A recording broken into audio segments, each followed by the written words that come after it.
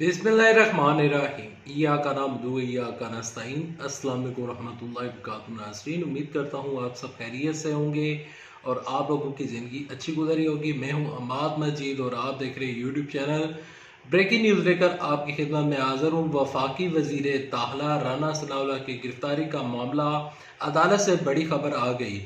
एक खबर ये शेयर करूंगा और इसके अलावा इस्लामाबाद हाई कोर्ट से कुछ आम खबरें जो कि इमरान खान साहब से रिलेटेड हैं वो आगे चलकर डिस्कस करूंगा, जिसमें फारा फंडिंग केस दफ़ा 144 इनके ऊपर जो खबरें आज चलकर आई हैं वो आगे चलकर डिस्कस करने से पहले, आगे बढ़ने से पहले आप सबसे छोटी सी गुजारिश है कि इस वीडियो को लाइक कीजिएगा, चैनल को सब्सक्राइब कीजिएगा, साथ ही नोटिफिकेशन दबाइएगा ताकि जो आने वाली वीडियोस हैं आप उनको मिस ना कर सकें।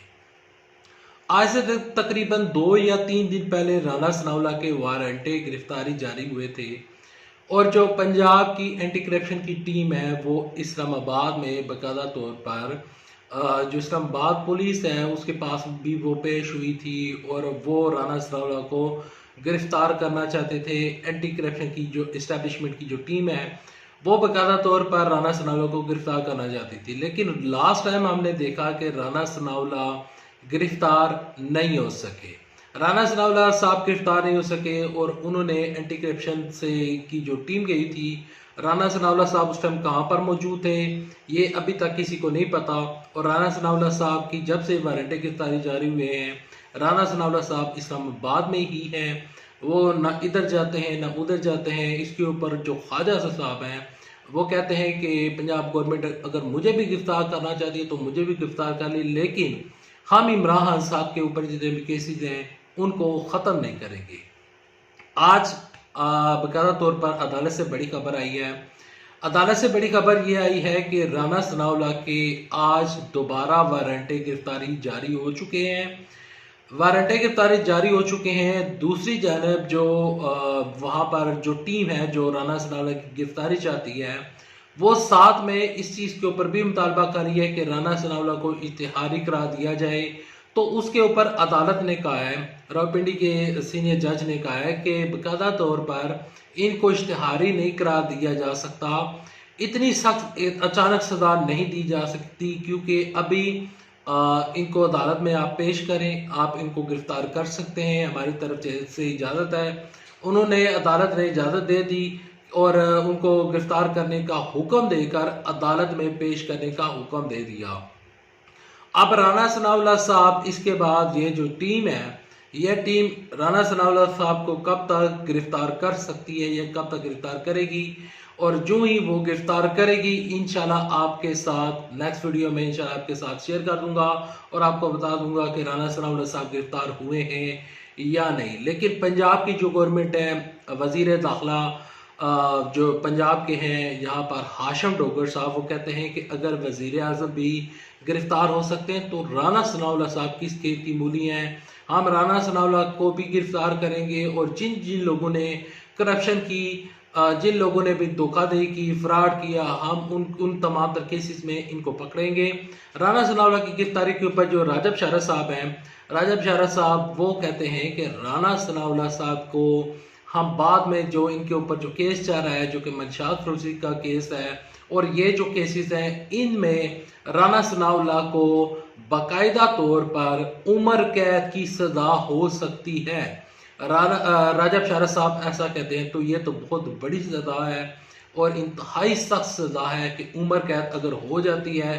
अब राना सनाउल्लाह साहब इस तमाम तर मामला को अदालत में कब लेकर जाते हैं, अभी तक उन्होंने वारंट गिरफ्तारी को मनसूख करवाने के लिए किसी अदालत से रुजू नहीं किया। मुस्लिम लीग नून इस मामले के ऊपर मुकम्मल खामोश नजर आती है, न जाने क्यों। बढ़ते हैं दूसरी खबरों में जाने। दूसरी खबरें कुछ हुए हैं कि इस्लामाबाद हाई कोर्ट में चीफ जस्टिस अतर मीनुल्लाह को तहरीक इंसाफ ने एक दरख्वास्त जमा करवाई थी और वह दरख्वास्त ये थी कि हमारी जितनी भी फॉरेन फंडिंग आ रही है, यानी कि जो ममनुआ, यानी कि आप कह लें कि हमें जो जितने भी ओवरसीज पाकिस्तानी भेजते हैं पैसे, तो जो वफाकी हुकूमत है ये तमाम तर हमारा जो सिस्टम है वो बंद करवाने के ऊपर लगी हुई है। तो लिहाजा अदालत इस मामले को देखें।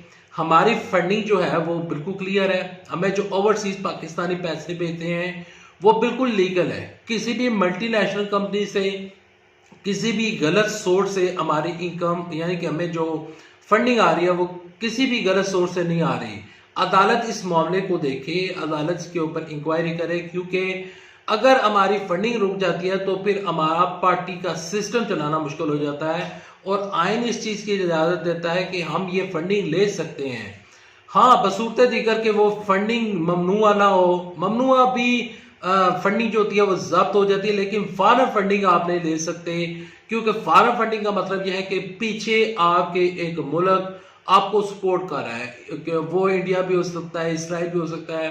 तो तहरीक इंसाफ कहते हैं कि ना हमें इसराइल जो है सपोर्ट कर रहा है, ना हमें इंडिया सपोर्ट कर रहा है। ये हमारे प्यारे पाकिस्तानी हैं जो कि ओवरसीज बैठे हुए हैं, वो हमें पैसा भेजते हैं। वफाकी हुकूमत उस पैसे को जब्त करना चाहती है और जो मजीद पैसे आ रहे हैं उसके ऊपर भी बेकायदा तौर पर वफाकी हुकूमत उसको पैसे को रोकना चाहती है। तो लिहाजा इस्लामाबाद हाई कोर्ट में तहरीक इंसाफ की इस दरख्वास्त के ऊपर जो है वो फैसला महफूज हो चुका है कि इसका क्या करना है। तहरीक इंसाफ का ये केस जो है वो किस तरह आगे बढ़ेगा। अब अदालत जो है उसके ऊपर पूरे पाकिस्तान की नजरें लगी हुई है कि चीफ जस्टिस अतर मीनुल्लाह साहब जो हैं वो इस मामले के ऊपर क्या फैसला सुनाते हैं। अदालत में ये फैसला महफूज हो चुका है। तहरीक इंसाफ ने जो बाकायदा तौर पर दरख्वास्त दी थी और इसके ऊपर बाकायदा तौर पर जो है FIA को नोटिस भी जारी किए गए हैं कि तहरीक नोटिस भी जारी किए हैं। नोटिस की जो बाकायदा तौर पर जो कॉपीज़ हैं इंशाल्लाह बहुत जल्द हमारे पास पहुंच जाएगी। इंशाल्लाह आपको वो भी अपडेट इंशाल्लाह नेक्स्ट वीडियो में आपके साथ शेयर करूंगा। अब बढ़ते हैं अगली खबर की जानिब। अगली खबर ये है कि दफ़ा 144 की खिलाफवर्जी के ऊपर ये केस भी लगा हुआ है इस्लामाबाद हाई कोर्ट में।